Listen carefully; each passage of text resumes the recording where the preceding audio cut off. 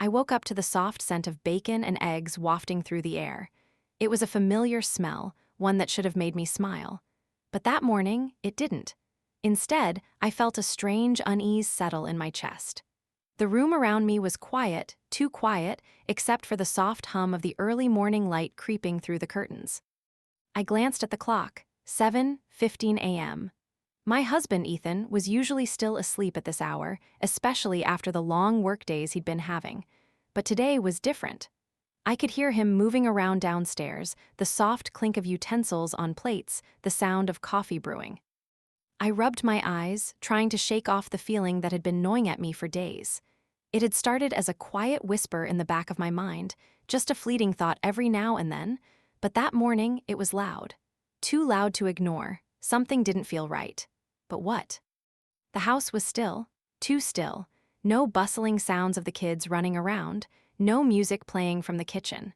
I felt a tightness in my chest as I swung my legs off the bed and stood up.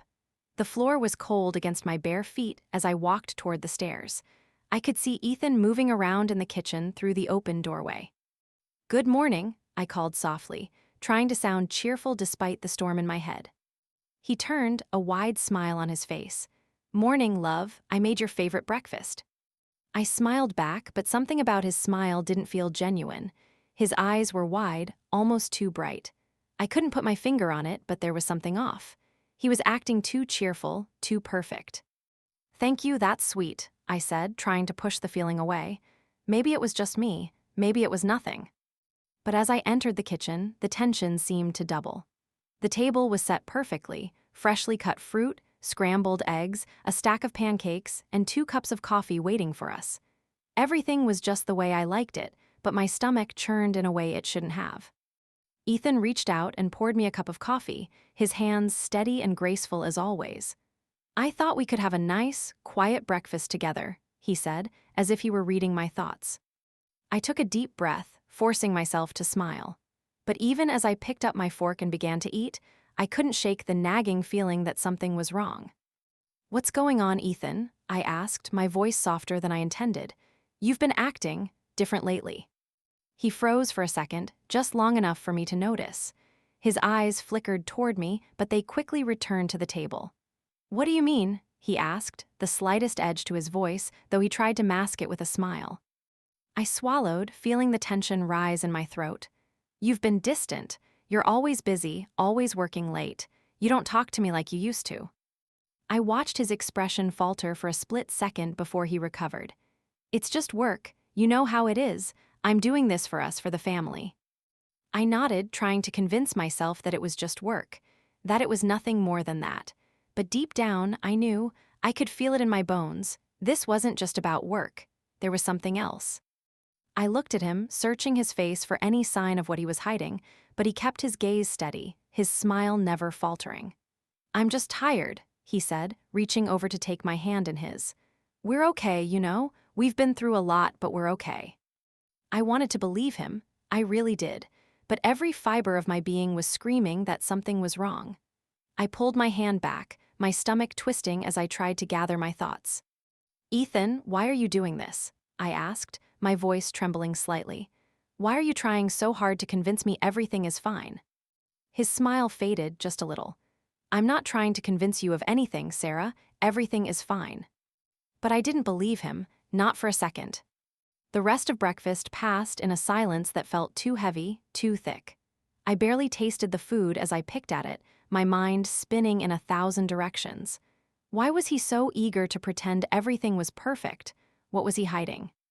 After we finished, Ethan cleared the table, humming a tune under his breath, his back to me. I stood there, lost in my thoughts, watching him. Everything about him seemed so normal, but it was that normalcy that made my heart race with anxiety. Why did it feel like a facade? As he finished washing the dishes, I sat down at the kitchen table, my fingers nervously tapping on the surface. The silence between us was suffocating. "Ethan," I started again, my voice barely above a whisper, "I need to know what's going on. I can feel it. I can feel that something's changed." His back stiffened, and for a moment I thought he might ignore me.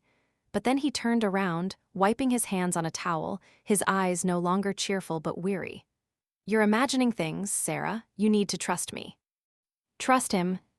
That word echoed in my mind like a slap to the face. I wanted to trust him. I wanted to believe that everything was fine, that this strange feeling was just my own insecurities. But deep down, I couldn't shake the sense that I was losing him. And then, in that moment, it hit me. A wave of realization so powerful that it knocked the breath out of me. I didn't know Ethan anymore. The man who had once been my best friend, my partner in life, seemed like a stranger. The love we had shared, the bond we had built, felt like it was slowly crumbling, and I had no idea why. I stood up, my hands shaking as I gripped the edge of the table. "What's going on, Ethan? I can't keep pretending everything is okay when I know it's not." He sighed, his shoulders slumping as he ran a hand through his hair. "It's not what you think, just trust me." But I couldn't, not anymore.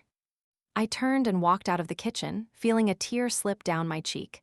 I hated myself for being so weak, for letting this happen, for not seeing it sooner. But as I stood there, staring out the window, I realized something. I wasn't imagining things. Something had changed, something had broken, and I wasn't sure if we could fix it. As the day went on, I couldn't shake the feeling that this morning, this breakfast, wasn't just a simple act of love. It was a sign. A sign that something bigger was happening, something I wasn't ready to face. And no matter how much I tried to convince myself otherwise, I knew deep down that the woman I had once been, the woman who trusted her husband without question, was gone. And I was left standing in the ruins of what we had built, not knowing how to put the pieces back together. As the days passed, the tension between Ethan and me grew thicker, like a dark cloud hanging over our home. I couldn't shake the feeling that something had changed, not just in the way he looked at me, but in the very air we shared. It was subtle at first, but over time it became undeniable. There were moments when I would catch him looking at his phone with a strange intensity, his thumb scrolling through messages, his expression guarded. I tried to convince myself that it was nothing, that maybe he was just busy with work, but deep down, I knew it wasn't just work. I found myself watching him more closely, noticing the small things, the way he would pull away when I tried to kiss him, the way he would turn the volume up on the TV when I asked him about his day, as if he didn't want to share any details. These weren't big signs, but they were enough to make me uneasy. Enough to make me wonder what had happened to the man I had married. It was late one evening when the cracks in our marriage became impossible to ignore. We had just finished dinner, and I had made an effort to bring some normalcy back to the evening. I had lit candles on the table, played soft music in the background, and tried to spark a conversation. Ethan had been unusually quiet, barely participating in the conversation, his responses short and distant. My frustration had been building for days, and that night, I finally snapped. "Ethan, what's going on?" I asked, my voice breaking the fragile silence that had settled over the table. "You've been shutting me out for weeks now. I can't keep pretending everything is fine when it's not." He froze, his fork hovering just above his plate. For a moment, I thought he might say something, that maybe he would finally open up, but instead, he dropped his fork with a soft clink and pushed his chair back. He stood up quickly, a look of frustration flashing across his face. "I'm doing this for us, Sarah," he said, his voice rising, the edge sharp. "You don't understand the pressure I'm under. I don't have time to sit around talking about nothing. I'm working for our future, for you, for the kids. Why can't you see that?" His words hit me like a slap, stinging with the truth I didn't want to hear. I stood up, my chest tightening with a mixture of hurt and anger. "You think you're doing this for us? You think working all the time and ignoring me is doing something for us?" I shook my head, my hands trembling. "You're not here, Ethan. You haven't been here for a long time." He looked at me for a moment, his eyes clouded with frustration, and then he turned away. "I don't have time for this right now," he muttered, his voice barely audible. "I'm going to bed." I stood there, frozen, my heart pounding in my chest. The door to the kitchen closed behind him with a soft click, and I was left standing alone, staring at the empty space between us. I could feel the weight of the silence crushing me. The man I had married, the man who had once been my best friend, my partner in everything, was slipping away, and I had no idea how to stop it. The following days were a blur of quiet exchanges and broken moments. I tried to push past the nagging doubts, focusing on the kids, on keeping the house in order, on pretending that everything was fine. But the cracks in our relationship were widening, and no matter how hard I tried to ignore them, they were there, always in the back of my mind. Ethan continued to keep his distance. His work kept him out late, and when he was home, he was often preoccupied, lost in his phone or behind a closed door. I found myself searching for answers, digging through his things, checking his phone when he wasn't around. I hated myself for doing it, but I couldn't stop. I needed to know if my suspicions were right, if my fears were justified. One night, I found it. I had gone into the study to grab a file I had left on the desk, and there it was, lying face up on the desk, his phone. I knew it was wrong to go through his things, but the temptation was too strong. I picked it up, my hands shaking, and unlocked it using the code he had never bothered to change. My stomach twisted as I scrolled through his messages. At first, it seemed harmless, just work emails, a few group chats with colleagues. But then I found it, the conversation that made my heart stop. It was a series of messages with her, his secretary, the woman he had been spending more and more time with lately, the woman whose presence made me uneasy, the woman I had been trying to ignore, trying to convince myself wasn't a threat. The messages were flirtatious, personal, and entirely too familiar. I read every single one, my heart sinking lower with each word. "I miss you," the message from her read. "I can't wait to see you tonight." Ethan had responded, "I'll be there as soon as I can. You're the only one on my mind." I felt the room spin as I read the messages, my breath coming in short, shallow gasps.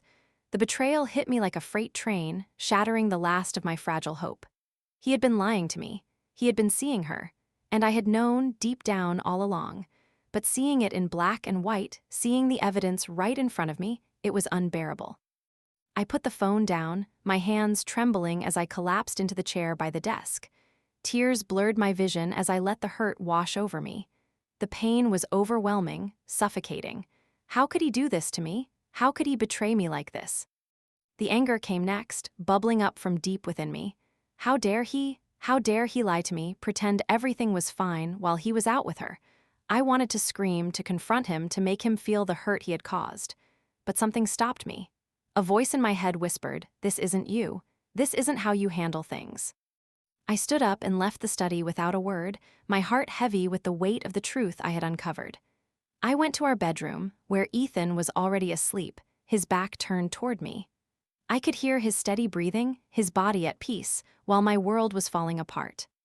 I didn't confront him that night. I couldn't. I wasn't ready to face the reality of what our marriage had become, but I knew I had to.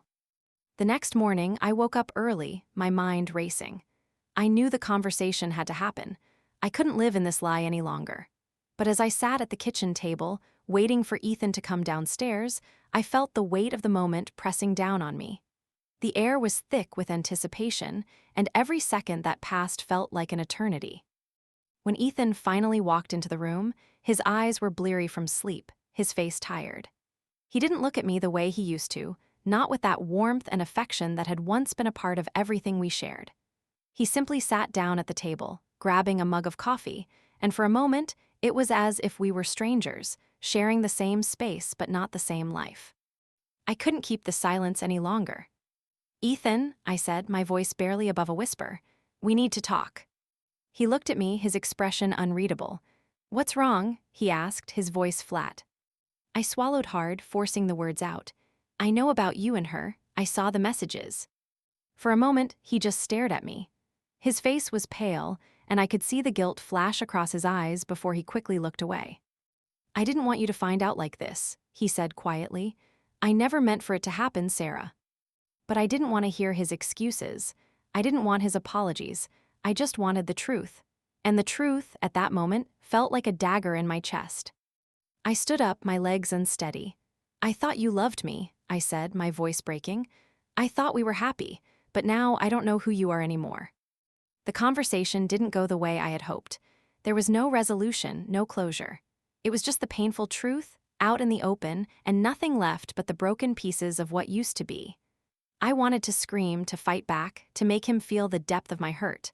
But all I could do was stand there, lost and broken, wondering if our love had ever been real. The days that followed felt like an endless blur, each one dragging on as I replayed the conversation with Ethan over and over in my mind. The weight of his betrayal was suffocating, and no matter how hard I tried to move past it, it clung to me, poisoning every part of my life. Every glance at him reminded me of the lies, of the secrets he had kept from me, of the woman he had chosen over me. But what hurt the most wasn't the affair itself. It wasn't the betrayal of trust or the broken promises. It was the hollow feeling that had taken root in my chest, a feeling that I was no longer enough. That somehow I had failed. I had failed to see the signs, failed to protect myself, failed to protect the love we once had. I still remember the way he looked at me when I confronted him. It wasn't the look of guilt or regret I had expected. It wasn't even sorrow. It was a look of exhaustion, like he was tired of pretending, tired of living a lie. I could feel the distance between us, so palpable it was suffocating. That morning, after our conversation, I had gone to bed early, hoping that sleep would wash away the pain, but sleep didn't come. Instead, I lay there, staring at the ceiling, my mind racing with a million thoughts. How long had he been seeing her? What had I missed? The questions consumed me. But there was one thing I knew for sure. I couldn't keep living like this.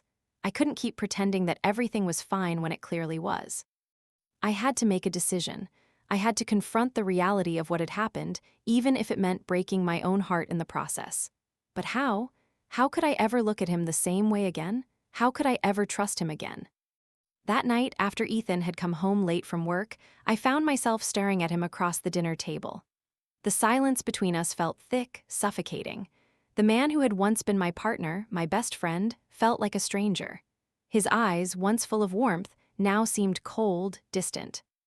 I couldn't take it anymore.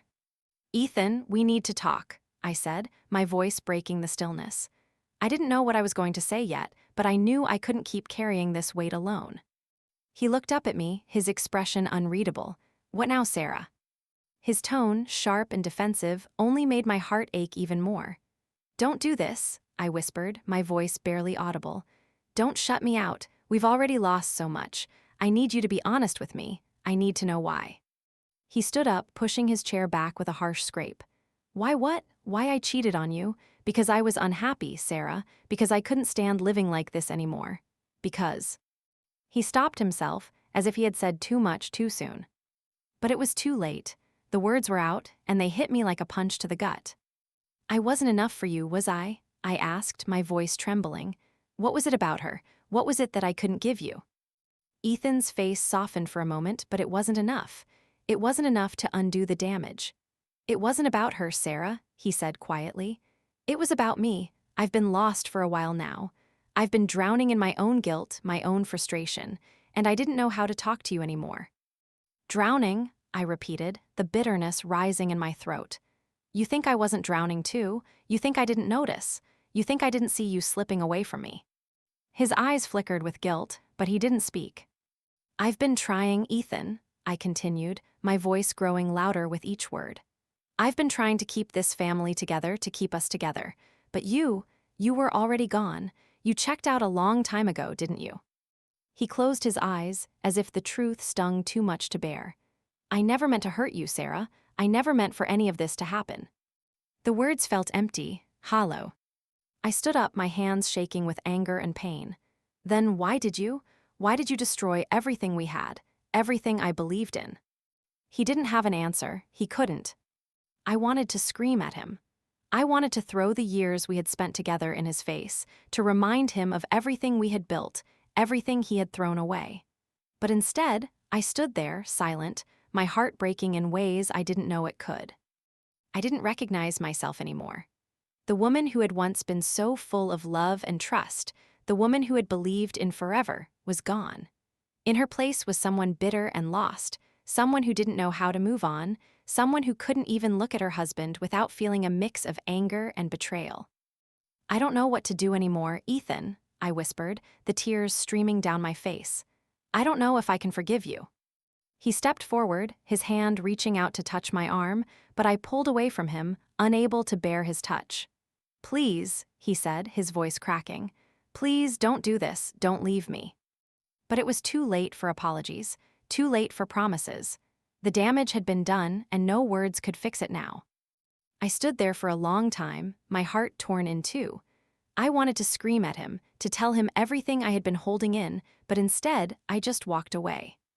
I walked into the bedroom, closed the door behind me, and collapsed onto the bed, feeling the weight of the world pressing down on my chest.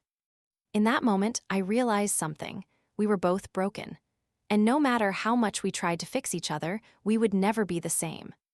The following days were marked by a painful quiet. Ethan and I barely spoke, exchanging only necessary words about the kids, about work, about life. There was no love between us anymore, no connection. It felt as though we were two strangers living under the same roof, each of us pretending that everything was fine when it was. I found myself alone with my thoughts, my mind constantly turning over the events of the past weeks.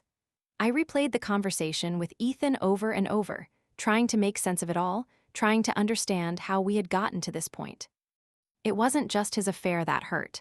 It was everything that had led up to it. The emotional distance, the missed conversations, the days and weeks of pretending. We had both failed each other in different ways, but the result was the same. We were both lost. One afternoon, as I sat in the living room, flipping through a photo album we had made together when we were younger, I found myself staring at the picture of our wedding day. I was smiling, glowing with happiness, holding onto Ethan's hand like he was the only thing that mattered in the world. That woman, that girl in the photo, felt so far away. She was a stranger to me now.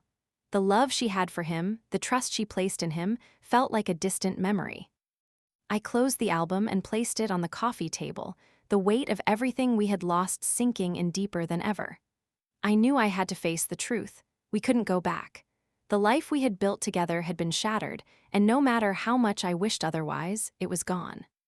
And all I could do was sit there, alone with the pain of it, wondering what the future held. It was early in the morning when I realized the truth. I had been living in a lie for so long, convincing myself that things would eventually get better.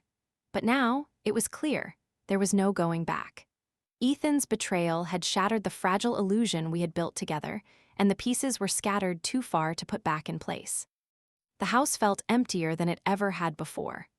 The silence between Ethan and me was like a living, breathing thing, wrapping itself around everything we did, everything we said. It was suffocating, and no matter how much I tried to pretend otherwise, the cracks in our relationship were glaring. It wasn't just the affair, it was everything that had led up to it. I had spent so many years giving my heart and soul to this marriage, believing that we were building something lasting. But now, as I sat in the kitchen, watching him pour coffee into his mug with his back turned to me, it felt as though we were strangers. I knew everything about him, but I didn't recognize him anymore. The man I had married had faded away, and in his place was someone I couldn't trust, someone who had betrayed me in the worst way possible. Ethan glanced at me over his shoulder, his eyes guarded. "I'll be working late tonight," he said, his voice flat. I nodded, though I didn't respond. He had been working late for weeks now, and every time he said those words, my stomach twisted with the same unease that had been gnawing at me for months. But now, I didn't know if it was the work that kept him away or something else. Someone else. I stood up from the table, my hands trembling as I gripped the edge. I couldn't keep doing this. I couldn't keep pretending that everything was okay when it clearly was.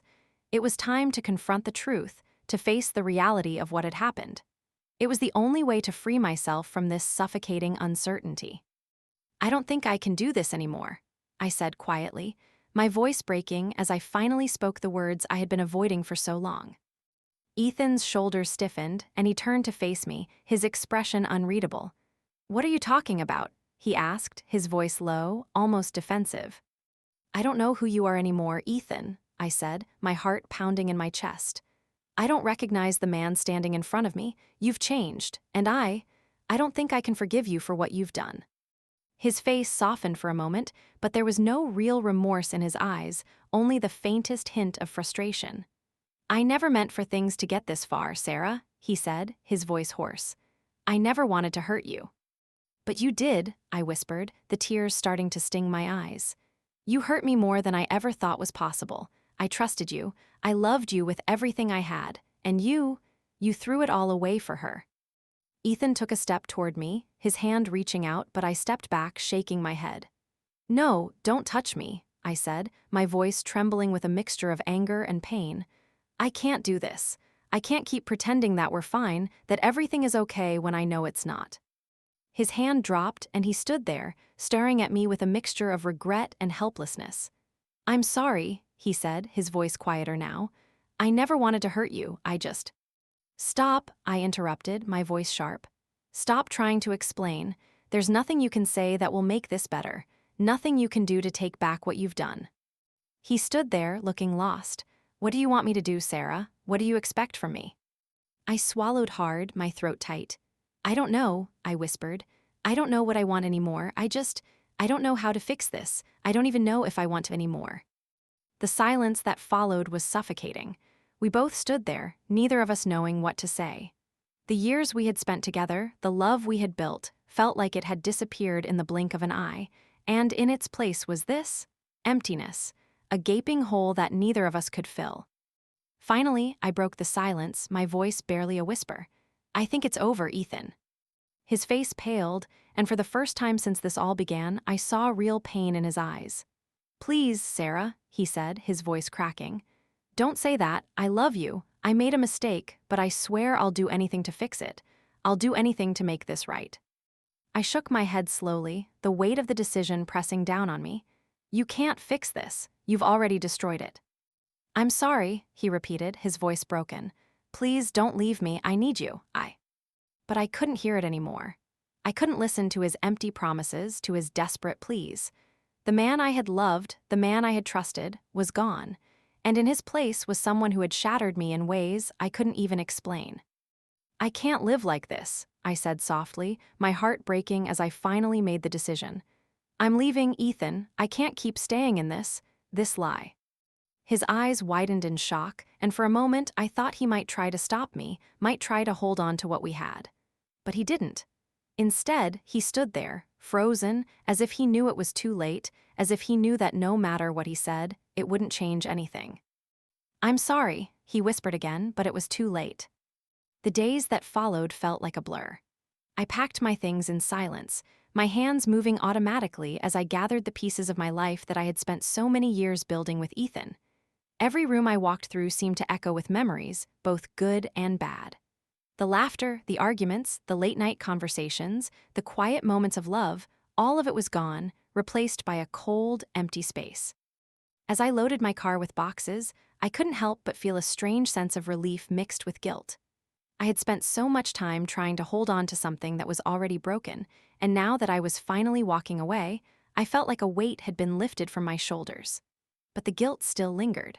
I felt like I was abandoning him, abandoning the life we had built together, even though I knew deep down that I had no other choice. When I closed the door behind me for the last time, I didn't look back. There was nothing left to say, nothing left to do. The marriage, the family, the life we had shared, everything was gone, and in its place was an overwhelming emptiness. I drove away, my heart heavy with sadness, but at the same time there was a small flicker of hope. I didn't know what the future held, but I knew I couldn't keep living in the past. I had to move forward, no matter how painful it was. And as I left everything behind, I realized something. Sometimes you have to lose everything to find yourself. And maybe, just maybe, this was the beginning of something new, even if it hurt, even if I had to rebuild from the ground up. I didn't know what the future held, but for the first time in a long time, I felt like I was finally free.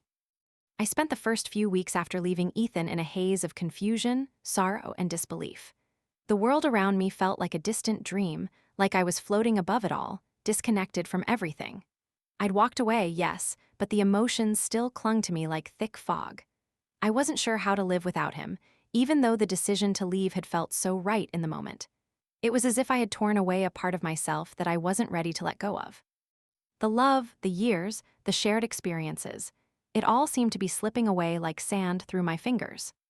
The house I had once called home was empty now, and so was I. I had moved into a small apartment, a place that felt like a temporary solution, but nothing more. The walls were bare, the furniture sparse. It wasn't a place to build memories, it was a place to hide from them. I tried to focus on the mundane tasks of life, work, errands, eating, but it all felt so pointless without someone to share it with. I missed the comfort of having Ethan around, the way his presence used to fill every corner of the house, even if I had grown to resent that same presence. But as I walked through my new apartment in the evenings, the silence was deafening. It echoed in my chest, reminding me of everything I had lost. My fingers would trace the walls, the smooth surfaces, and I'd wonder, what now? The weeks dragged on, and I forced myself to go through the motions, to smile at the people I worked with, to put on a brave face for my friends and family. No one really knew the full story. No one knew the pain that lingered under the surface, the questions that ran through my mind every night as I lay in bed, staring at the ceiling. Was I strong enough to leave? Was I making a mistake? Could I ever forgive him? Could I forgive myself? The guilt weighed heavily on me. I had left Ethan, but I had also left behind the family, the life we had shared. Our children had grown up in that house. They had known nothing but the image of a happy family, a unit that seemed unbreakable. Now, I was the one who had shattered that image. One evening, as I sat on the edge of my bed, I couldn't stop myself from picking up my phone.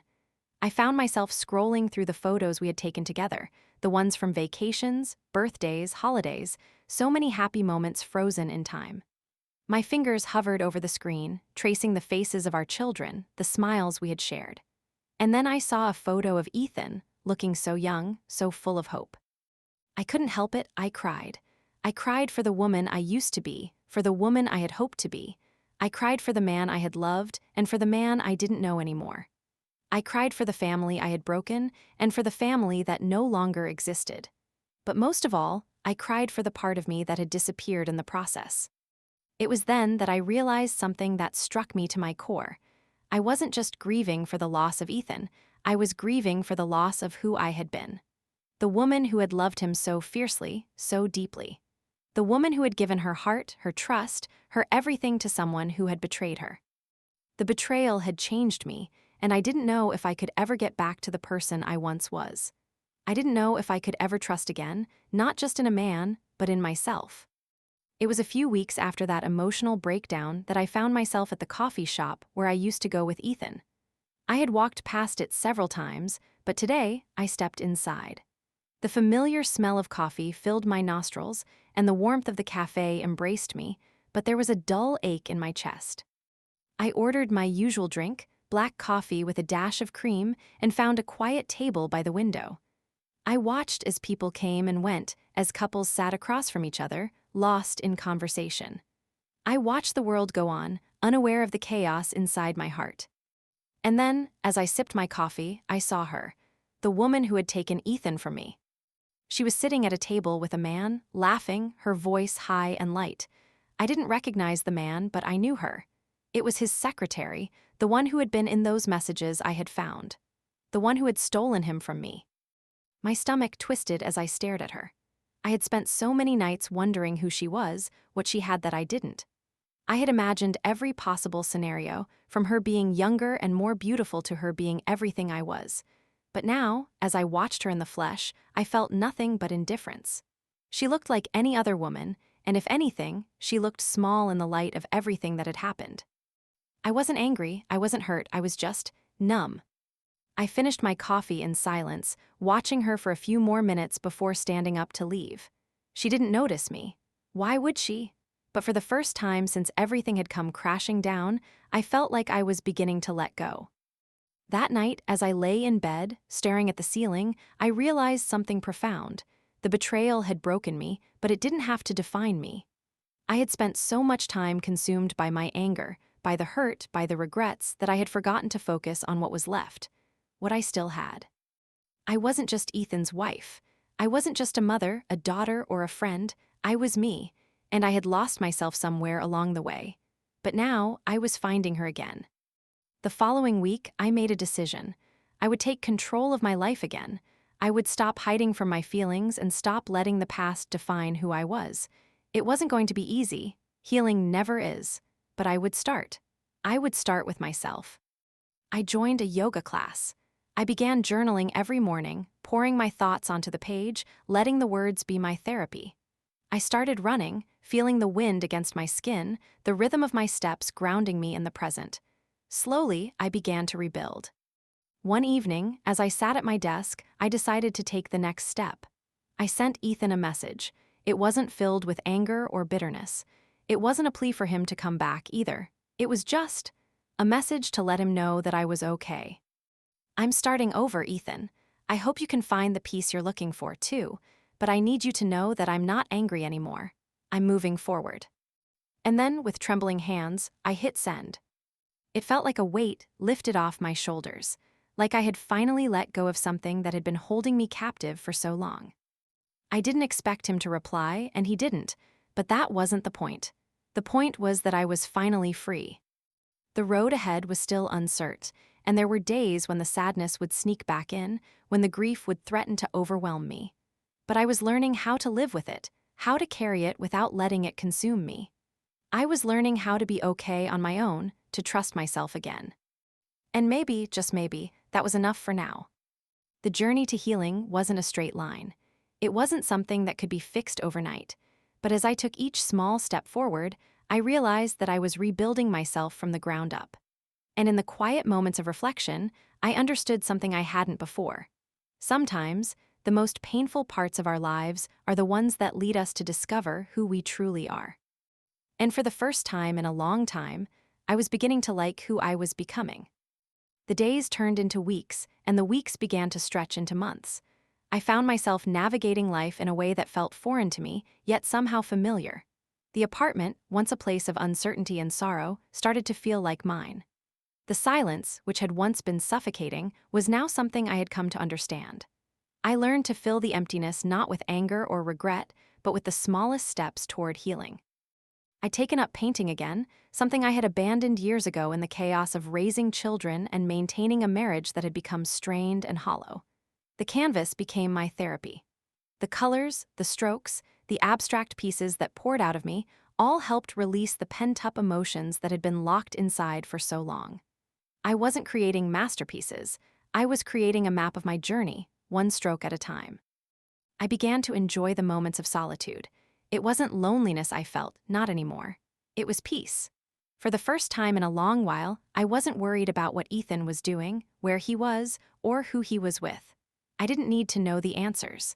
I realized that the only life I had control over was my own, and I was learning how to live it without his presence in it. But just because I had started to heal didn't mean the past didn't still haunt me. There were days when the memory of him, of what he had done, would crash into my mind like a tidal wave. I'd remember the way he had held me when we first met, the way he'd whispered promises in my ear, the way he had loved me so deeply. And then I'd remember the way he'd betrayed me, the way he had lied, and the way he'd shattered everything I believed in. Those memories would slice through me with a coldness I couldn't quite explain, and for a moment, I'd wonder if I'd ever truly be free of them. One evening, as I sat by the window with a glass of wine, the phone rang. I hesitated for a moment before answering. I hadn't heard from Ethan in months, and I had convinced myself I was fine without him. The only time I had received messages from him were the occasional texts, but even those had dwindled to nothing. I knew he was trying to find his own peace, but deep down, I knew the silence spoke volumes. I picked up the phone. "Sarah," his voice came through the speaker, soft but clear. "I know it's been a long time. I've been thinking about you a lot." I took a deep breath, trying to steady my heart. "Why are you calling me Ethan?" I asked, my voice steady but guarded. There was a long pause on the other end, and I could hear the subtle sound of his breathing. It felt like we were worlds apart, and in a way, we were. I wanted to check in," he finally said. "I want to make sure you're okay." I closed my eyes, feeling the sting of those words, not because I didn't appreciate them, but because they were so empty. "I'm fine," I replied quietly. "I'm learning how to be okay, Ethan, but I don't need you to check in on me anymore. I'm doing this on my own." I could hear him take a breath, as though he were bracing himself. "I never meant to hurt you, Sarah. You have to know that. I've regretted everything that happened between us. Every day, I regret it." His words were familiar, the kind of apology that had come too late. I had heard them before, whispered into the air with no real conviction. But this time, something about it felt different. It wasn't about the apology anymore. It wasn't about him trying to fix things. It was about me. "I know you're sorry," I said, my voice softer now. "But I don't need your apology anymore. I needed it when it happened, but now it's too late." There was silence on the other end, and for a brief moment, I almost regretted the words I had spoken. Almost. But the truth was, I was tired of waiting for him to fix things. I was tired of waiting for someone else to make me feel whole again. It was time to let go, once and for all. I hope you find what you're looking for, Ethan, I said quietly, my fingers tightening around the glass of wine. I really do. I know, he said, his voice barely a whisper. I just wanted you to know, I'll always love you, Sarah. And with that, the call ended. I sat there, staring at the screen for a long time, the weight of his words hanging in the air. The echo of his love was like a ghost, lingering in the spaces between us, but I knew now that it didn't matter. I had loved him once, truly, deeply. But that love had been poisoned by his betrayal, and in a way, it had died with the marriage. I set the phone down and closed my eyes, taking a deep breath. The moment felt final, like a door closing on a chapter of my life that I had tried so hard to ignore. The past, the pain, the betrayal, it was all part of me now, but it didn't define me. The weeks that followed that phone call were marked by a sense of clarity. I had finally let go of the hope that things could go back to the way they were. I had come to accept that some things were meant to break, and in the breaking, there was a chance for something new to emerge. It wasn't easy, of course. There were still moments when I would lie awake at night, wondering what would have happened if I had stayed. Wondering if, somehow, we could have fixed it. But those thoughts grew quieter with each passing day until they became just whispers. And then, even the whispers faded. I spent more time with my children, focusing on being the best mother I could be. I found solace in their laughter, their innocence, and the way they looked at the world with wonder. I began to rebuild, not just my life, but my sense of self. I rediscovered parts of me that had been lost in the years of sacrifice, in the years of giving so much of myself to someone else. And slowly, I started to feel whole again, not because I had forgiven Ethan, not because I had reconciled the past, but because I had chosen to move forward. I had chosen to put myself first. I had chosen to heal. There were no grand gestures, no dramatic moments of revelation. Just quiet, steady steps toward a future that was entirely my own. And as I took each step, I felt lighter. The weight of the past, of the betrayal, began to lift. I wasn't free from the pain, but I was free from the need to keep carrying it. It wasn't the ending I had hoped for, but it was the ending I had needed. The journey of heartbreak and healing had changed me, made me stronger, more resilient. And as I looked forward to the future, I knew one thing for certain: I would never let anyone, least of all myself, break me again. And with that realization, I closed the door on the past. For the first time in a long time, I was truly free. The days following that final phone call with Ethan were a blur of conflicting emotions. There were moments when I felt utterly free, like a heavy burden had been lifted from my chest.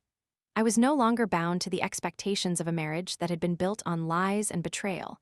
But then there were moments when the quietness of my new life would overwhelm me. I had spent so many years tied to him, to our shared dreams, that suddenly, the silence felt deafening. But despite the pain, despite the grief, something else was growing within me, a sense of peace.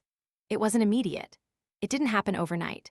It was like the slow, steady rise of the sun after a storm, breaking through the clouds, warming the cold earth. I was learning how to live again, learning how to find joy in the small things, like the laughter of my children, the feeling of paintbrushes in my hand, the comfort of a quiet evening spent alone, watching the stars outside my window. I was rediscovering myself. But there were still moments when the past would come crashing back, uninvited and unwelcome. There were days when I would catch myself wondering what might have been if things had turned out differently. Would I have been happier? Would Ethan have changed? Would our family have stayed intact?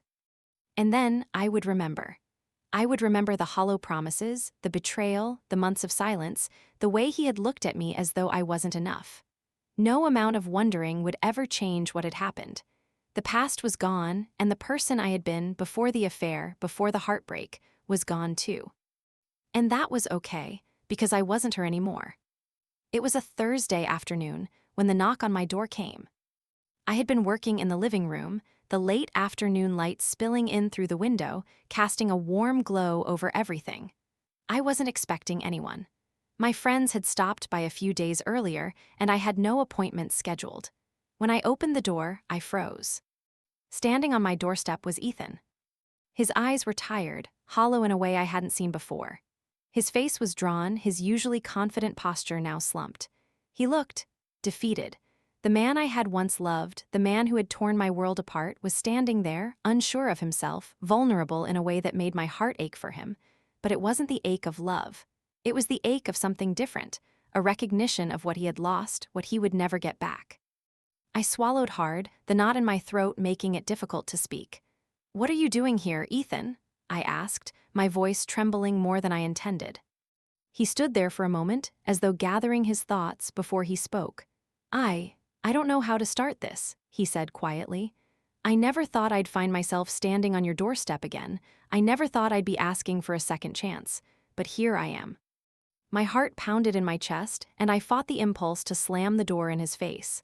But I didn't. I couldn't. Instead, I stepped back, motioning for him to enter.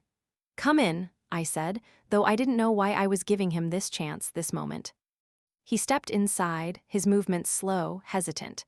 I led him to the living room, where we both sat on the couch, the space between us seeming vast. He looked at me, and for a moment, I saw the Ethan I had once known, the man I had fallen in love with, the man who had been everything to me. But that man was gone, and I knew that no matter how much he begged, no matter how much he apologized, he couldn't come back. "I've thought about you every day since we separated, Sarah," he said, his voice low, filled with regret. "I think about everything I did, everything I ruined. I don't deserve forgiveness, and I don't expect it. But I need you to know that I'm truly sorry. Not for you, but for me, for what I lost." I stared at him, unsure of what to say. I had spent so many years loving him, holding on to the hope that we could somehow fix what had been broken.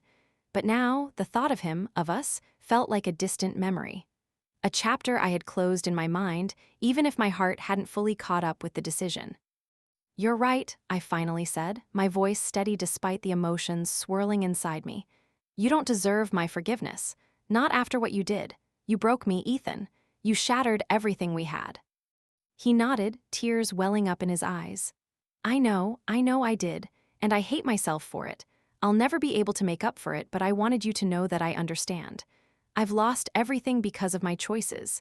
I lost you, and I lost the life we could have had together." I wanted to be angry. I wanted to yell at him, to make him feel the weight of the years of pain he had caused. But instead, I felt a deep sadness. Not for me. No, I had moved on. I had built something new, something for myself. But for him. He had thrown it all away, and now he was left with nothing. "I hope you find peace, Ethan," I said quietly, looking away from him. "I really do, but it's too late for us.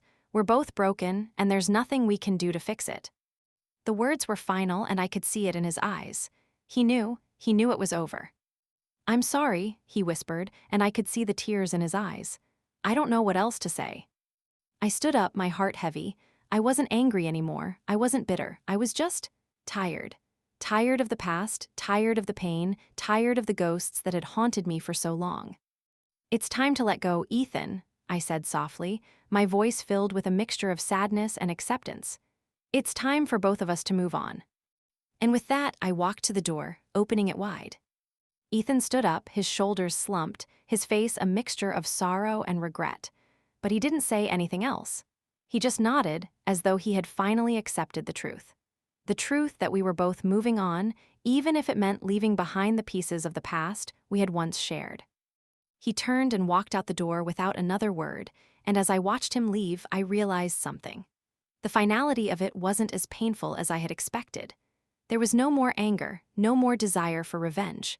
There was only a quiet understanding that we were both starting new chapters, and that our story, our love, had come to an end. I spent the rest of the evening alone, but I wasn't lonely. I wasn't sad either. I was content.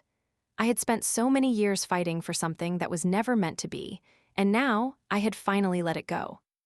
As the evening wore on, I realized something important. I didn't need closure from Ethan. I didn't need an apology or an explanation. What I needed was to accept that sometimes things end. Sometimes love isn't enough to fix what's broken. And sometimes the most important thing you can do is walk away, even when it hurts. I looked out the window, the stars twinkling in the dark sky, and I felt a deep sense of peace. The future was uncertain, but I was ready to face it. I was stronger now, not because of what Ethan had done, but because of what I had done. I had let go. I had forgiven myself.